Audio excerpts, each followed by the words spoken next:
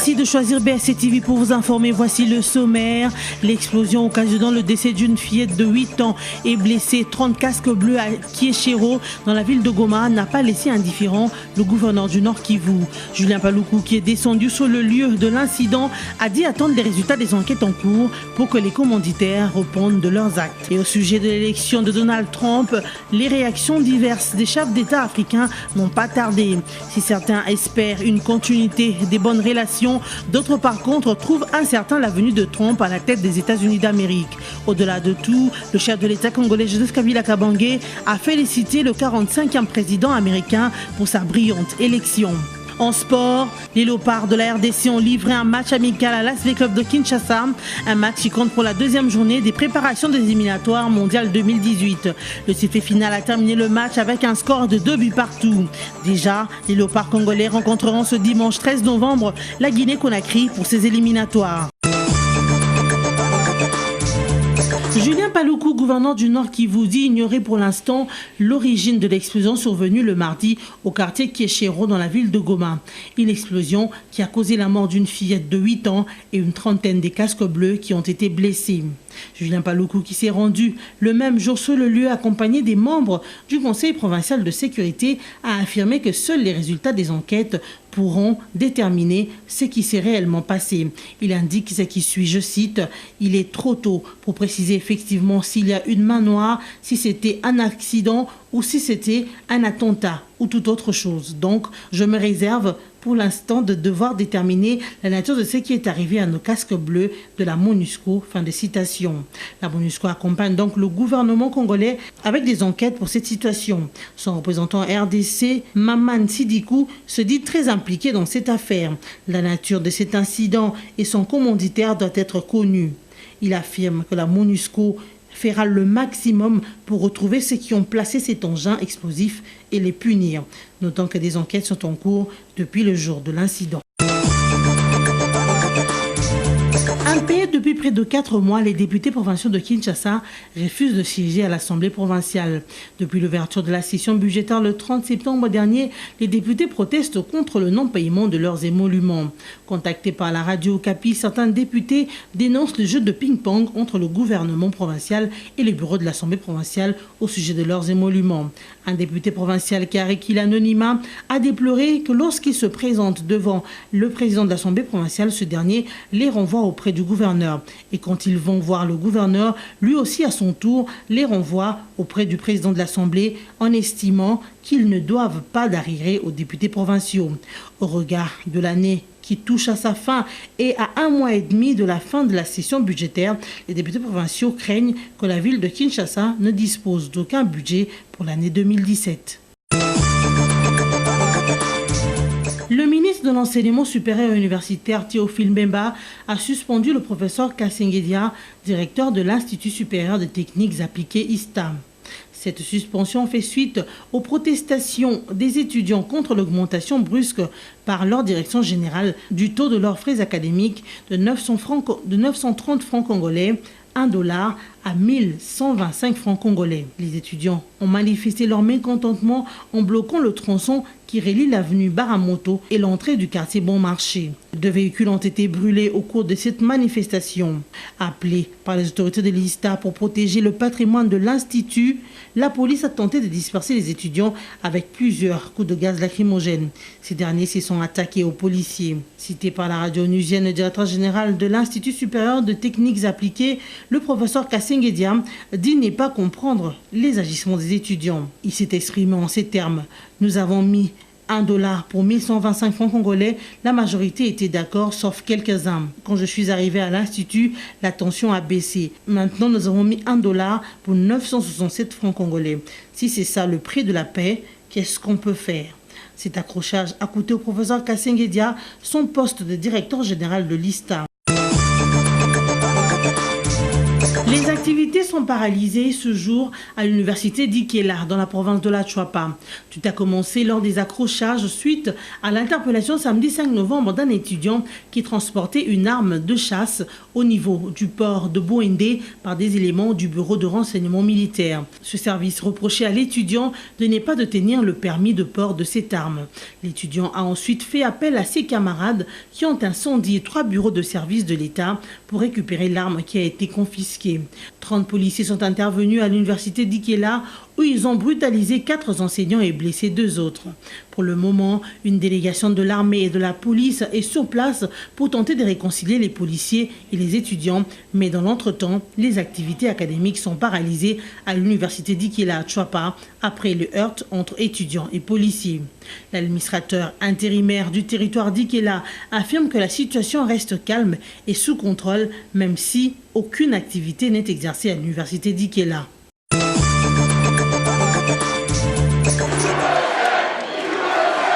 Après son élection à la tête des États-Unis d'Amérique, Donald Trump a reçu des messages de félicitations de plusieurs chefs d'État dans le monde. Le Mexique et le Canada s'y sont dit prêts et veulent travailler étroitement avec le 45e président américain.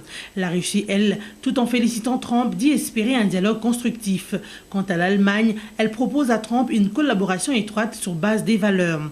Le continent africain n'est pas en reste pour des messages de félicitations et autres réactions sur le nouveau locataire de la Maison-Blanche. Quelques personnalités africaines sont notamment des présidents RD congolais, ougandais, rwandais, égyptiens, burundais et sud-africains. Quoi qu'il en soit, l'incertitude domine. Les Africains souhaitent donc que le président Trump soit différent du candidat Trump. Un souhait qui part du fait que le candidat Trump avait appelé à interdire l'accès du territoire américain aux musulmans et donc visait ainsi plus de 400 millions d'Africains. Pour ceux envers qui le pouvoir Obama était hostile, la victoire de Trump est vue d'un bon œil. D'autres États africains comme le Rwanda espèrent la continuité des bonnes relations. La présidente libérienne Ellen Johnson s'interroge si Trump saura-t-il vraiment construire des ponts avec l'Afrique. Ici en République démocratique du Congo, le président Joseph Kabila Kabange a adressé des sincères félicitations au nom du peuple congolais et en son nom à Donald Trump pour sa brillante élection. À travers lui, tous les Américains qui souverainement ont décidé de lui confier le destin de leur pays. Joseph Kabila a exprimé sa disponibilité à œuvrer avec Trump pour l'affermissement des relations d'amitié et de coopération qui existent entre la RDC et les États-Unis d'Amérique. Notons également que l'élu américain Donald Trump a très peu parlé de l'Afrique, mais il a plaidé pour une politique moins intrusive dans les pays africains. Un élément rassurant pour des pays du continent qui voient d'un mauvais œil la montée en puissance de l'interventionnisme américain en terre africaine. Allusion faite surtout au Niger et à la Tunisie où il y a maintenant des bases militaires américaines. L'élection de Donald Trump à la présidence des États-Unis a suscité une pluie de réactions, positives comme négatives. Le président iranien Hassan Rouhani demande que le nouveau locataire de la Maison-Blanche respecte l'accord nucléaire entre l'Iran et les grandes puissances, notamment les États-Unis, conclu en juillet 2015 et entré en vigueur en janvier dernier. Signe des inquiétudes de l'Iran, Rouhani a indiqué que Donald Trump ne pourra pas revenir sur l'accord nucléaire entre l'Iran et les grandes puissances ayant pour objectif de garantir que l'Iran ne développe pas de programme nucléaire militaire pendant au moins 10 ans à partir de 2016 en échange de la suspension progressive des sanctions économiques, notamment sur le secteur pétrolier iranien. Cependant, les responsables iraniens craignent en effet une remise en cause de l'accord nucléaire par le nouveau président des États-Unis qui, durant sa campagne électorale, a déclaré qu'il allait déchirer l'accord nucléaire avec l'Iran. Ici de noter que le Téhéran, capitale de l'Iran, craint surtout un renforcement des sanctions américaines, ce qui rendra encore plus difficile le retour de l'Iran sur la scène de l'économie mondiale. Un nouveau rebondissement au Gabon dont le contentieux électoral issu de la présidentielle du 27 août dernier, remporté officiellement par Ali Bongo. Les avocats de Jean Ping, opposants gabonais qui refusent de reconnaître sa défaite, ont annoncé mercredi 9 novembre avoir fait un nouveau recours auprès de la Cour constitutionnelle pour contester les résultats donnant vainqueur le président sortant. Pour les avocats de Jean Ping, l'article 87 de la loi organique sur la Cour constitutionnelle autorise la saisie de cette juridiction s'il y a eu eu des fraudes. Aussi, la décision de la Cour a été rendue sur base des faux documents. Maître Jean-Rémy Bassansa a expliqué que les résultats de 21 bureaux de vote de Libreville favorables à Jean Ping ont été annulés sur base de faux procès-verbaux. L'avocat a aussi démontré que Ali Bongo avait triché dans son fief du Haut-Ogoué où le taux de participation frisait les 100%. Pour les avocats de Jean Ping, la Cour doit donc annuler la victoire d'Ali Bongo. Il confirme que Jean Ping a gagné l'élection et il n'y a pas de débat là-dessus. Pour le moment, la Cour constitutionnelle n'a pas encore réagi publiquement. Elle convoquera les avocats de Jean Ping pour le début de l'instruction ce vendredi. Les Léopards de la RDC ont livré un match amical contre les Dauphins Noirs de l'ASV Club le mercredi dernier au stade des Martyrs de la Pentecôte. Un match soldé sous un score de 2 buts partout. Du côté des Dauphins Noirs, c'est le joueur rwandais Ernest Sugira qui a marqué le doublé à la 54e et 87e minute. Chez les Léopards, c'est Neskanske Bano qui a marqué à la 16e minute et Benik Afobé à la 74e minute. Cette rencontre s'inscrit pour le compte de la préparation de la deuxième journée des éliminatoires mondial 2018 qui mettra face à face la RDC et la Guinée à Conakry ce dimanche 13 novembre. Pour l'entraîneur Florent Ibenge, il n'y a pas de pression pour ce match ou encore pour les éliminatoires, mais plutôt un objectif à atteindre. Pour le capitaine des Léopards, Youssouf Molumbu, l'objectif reste le même. C'est celui d'aller en Coupe du Monde Russie 2018 et il s'est dit content pour les collectifs de joueurs. Dans l'entretemps, les entraînements se poursuivent jeudi et vendredi au stade des Martyrs de la Pentecôte. Ensuite, les Léopards pourront aller en délégation à Conakry. Le rendez-vous est donc fixé pour ce dimanche 13 novembre entre la RDC et la Guinée.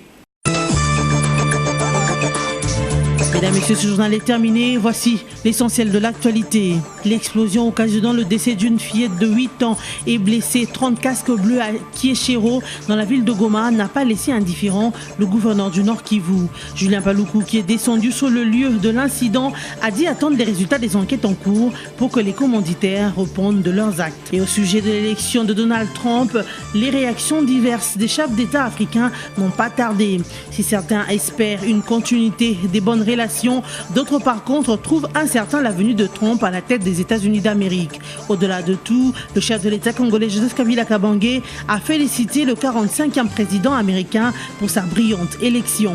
En sport, les Léopards de la RDC ont livré un match amical à l'ASV Club de Kinshasa, un match qui compte pour la deuxième journée des préparations des éliminatoires mondiales 2018. Le sifflet final a terminé le match avec un score de 2 buts partout. Déjà, les Léopards congolais rencontreront ce dimanche 13 novembre la Guinée-Conakry pour ces éliminatoires. Fin de ce journal, bonne suite de programme sur BSI TV.